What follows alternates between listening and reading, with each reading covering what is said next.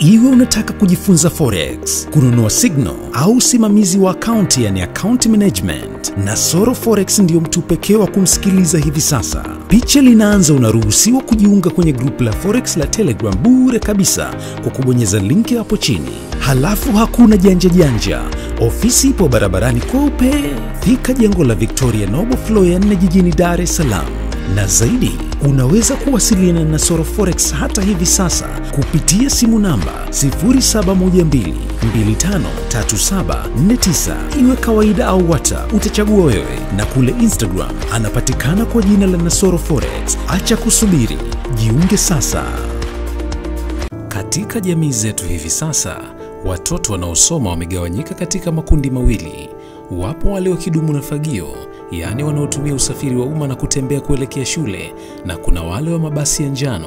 Bila shaka kila wakati umekutana na mabasi haya ya njano yakiwa yanawachukua au kuwarudisha wanafunzi majumbani kutoka shule. Lakini je, umeshawahi kujiuliza kwa nini mabasi haya yanapakwa rangi ya njano? Je, ilikuwaje maamuzi haya yakachukuliwa? Je, ni maamuzi ya mwenye shule, serikali, au ni maamuzi ya wazazi wa wanafunzi, au ni maamuzi ya wanaotengeneza mabasi haya? Nini hasa kilipelekea kuwepo kwa utamaduni wa mabasi haya kupakwa rangi ya njano? Yote haya nimekuandalia katika makala hii iliyoandikwa na Joseph Mayuni. Mimi naitwa Justin Shedi. Sasa twende kazi. Historia inaeleza kuwa harakati za watoto kwenda shule hazikuanza kwenye magari ya njano. Katika miaka ya zamani sana, watoto walianza kwenda shule kwa miguu. Baadaye wakaanza kutumia magari ya farasi, na hatimaye katika karne ya 20 magari ya moto yakaanza kutumika, na hapo ndipo school bus au mabasi ya shule yakaanza kutumika. Sasa baada ya magari kuwa mengi barabarani, kulianza kutokea ajali mbalimbali zilizohusisha mabasi ya shule, na hili kwa sababu kabla ya mwaka 1939 huko Marekani hakukuwa na utaratibu wa mabasi ya shule kuwa na rangi ya njano. Wakati huo mabasi au magari yaliyokuwa yakitumika kuwabeba wanafunzi yalikuwa na rangi mbalimbali, yaani hakukuwa na utaratibu au sheria zilizowataka wamiliki wa magari au wamiliki wa mabasi ya shule kuyapaka rangi ya njano. Kuliibuka changamoto nyingi sana, ikiwemo ajali za mara kwa mara, kwani mabasi haya hayakuwa na rangi tofauti kama ilivyo kwa magari ya zimamoto au magari ya wagonjwa, jambo lililopelekea watumiaji wa barabara kutokutilia maanani usalama wa magari haya yaliyobeba wanafunzi. Lakini pia wazazi walishindwa kutambua magari yaliyobeba watoto wao, kwani magari mengi yalifanana rangi. Kwa wakati huo hakukuwa na utaratibu wala sheria zilizokuwa zikiwalinda wanafunzi wanaposafiri kwenye magari hayo. Utaratibu huu uliwakera sana baadhi ya watu, akiwemo bwana mmoja aliyefahamika kwa jina la Dr. Frank Cyril, ambaye alikuwa mhadhiri katika chuo kikuu cha Columbia. Sasa ili kukabiliana na changamoto hiyo, mnamo mwaka 1939 Dr. Frank alifanya mkutano na wadau mbalimbali wa elimu na masuala ya usalama barabarani ili kuweza kujadili suala la usalama wa wanafunzi wanapokuwa kwenye basi yao.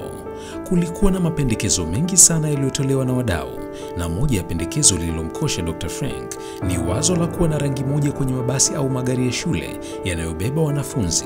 Kuamua kuwa na rangi moja kwenye magari haya ni jambo la kwanza, lakini kukubaliana ni rangi gani itafaa, hilo ni jambo lingine na lilohitaji mchakato maalum. Ukweli ni kwamba haikuwa rahisi kupendekeza rangi ya njano kuwa rangi itakayokubalika na kutumika kwenye mabasi ya shule. Wadau walipaswa kuichambua na kuielewa rangi hiyo ili kujua sababu muhimu na za kipekee zitakazofanya waipitishe rangi hiyo. Baada ya kujadiliana kwa muda, mwisho wa siku wakakubaliana kuwa kati ya rangi zote zilizopo, rangi ya njano imekidhi vigezo ambavyo vitaifanya kuwa rangi itakayochaguliwa kuwekwa kwenye magari haya. Wakati mkutano huo ukiendelea kufanyika huko jijini New York, kulifanyika majaribio mengi sana kuhusu rangi, ambapo linakumbukwa tukio la kupakwa rangi ukumbi mzima ili kuona rangi ya njano inavyoonekana, na mwisho kwenye mkutano huo wakakubaliana kuwa rangi ya njano inaonekana kiurahisi, lakini kulikuwa na sababu nyingine za ziada.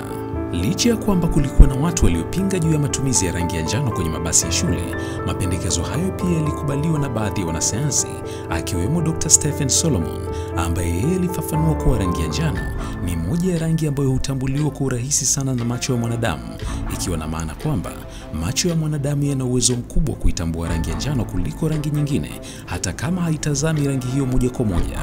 Na pia rangi ya njano imefanikiwa kuteka hisia za mwanadamu kwenye mazingira yake na imekuwa kivutio kikubwa sana. Dr. Solomon hakuishia hapo. Aliweza kuweka picha yenye kuonyesha rangi mbalimbali, ambapo alifafanua kuwa uwezo wa kuona rangi mbalimbali huwezeshwa na seli za kipokea picha, yaani photoreceptor cell. Seli hizo zina ukuta unaoitwa retina ambao unatumika kubadilisha mwanga na kuweka kwenye mfumo wa neva kisha kufikisha kwenye ubongo kwa ajili ya utambuzi. Kwa ufupi, retina ni daraja kati ya mwanga unaokusanywa na picha unaoipata. Ndani ya retina kuna seli zinazoitwa koni, na hizi koni ziko za aina 3, kila moja ikiwa na kazi ya kutambua miale ya mwanga ambayo ina rangi kati ya nyekundu, njano au bluu, ambapo inaelezwa kuwa rangi ya njano imekuwa rahisi kutambuliwa kwenye mfumo wa kuona wa mwanadamu kuliko rangi nyingine, yaani rangi nyekundu na bluu. Na ndio maana macho ya mwanadamu yamekuwa na uwezo mkubwa wa kuiona rangi ya njano kuliko rangi nyingine. Katika miaka hiyo kuliwahi kufanyika utafiti mwingine kuhusu uwezo wa macho kuona rangi mbalimbali, ambapo 8% ya wanaume na 5% ya wanawake walikutwa na changamoto ya kuona rangi ya kijani na nyekundu, lakini walipowekewa rangi ya njano hakukuwa na changamoto yoyote. Na hapo ndipo wanasayansi na wadau wengine wakakubaliana kuwa rangi ya njano itumike kwenye mabasi ya shule.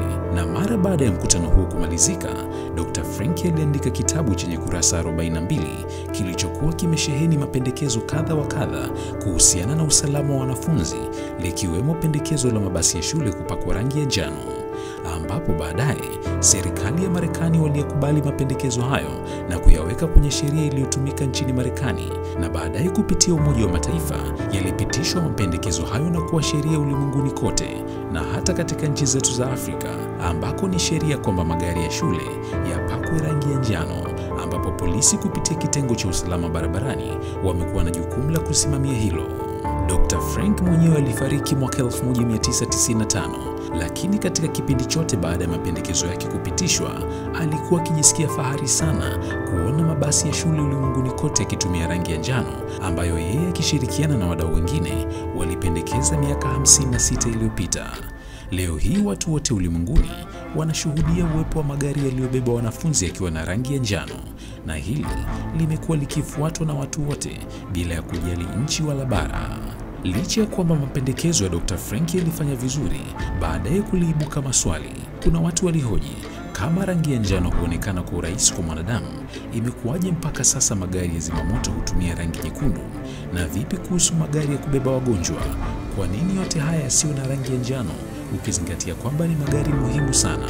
Kupata majibu ya maswali haya, endelea kufuatilia chaneli yetu ya Bongo Faster, na kama bado hujasubscribe, tafadhali bonyeza neno subscribe kisha alama ya kengele pembeni yake. Mimi naitwa Justin Shedi na makala hii imeandikwa na Mayuni Joseph. Tukutane